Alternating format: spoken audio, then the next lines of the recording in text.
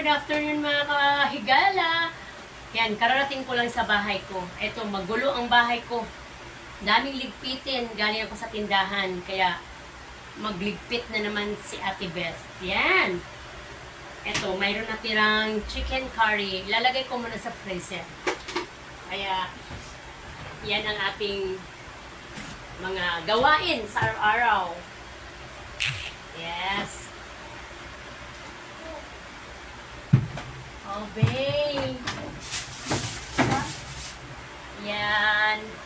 Lagay mo muna natin sa freezer yung ating mga sobra-sobrang ulam. Para bukas, panibago na naman tayo. Ayan. At naman yung paksiw.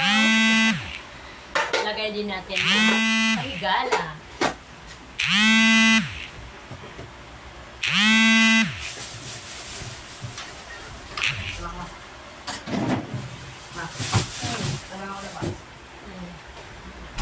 Yan. Ganun lang ang buhay natin mga kahigala. Kailangan lang natin maging masipag. Kasi kapag hindi tayo masipag, ay hindi tayo magtagumpay kung ano man yung gusto natin. Ayan. May tira pa rin akong monggo. Pero yung monggo kasi bagong luto lang ito. Ganyan. Ganun lang talaga ang ating hanap buhay. Hindi lahat ng panahon ay malakas ang bintahan. Kaya minsan ay may natitira din. Ayusin lang natin mga kahigala sa ref. Parang hindi masira. Ayan. Ayan ha. Ayan. Nakasalansan yan. Tapos dito sa loob, mayroon akong fish. Yan, mayroon akong fish, may yellow. Mayroon din akong paksiwin bukas. Ayan. Yan ang paksiwin ko. Kaya mga kahigala, kailangan lang talaga natin maging masipag.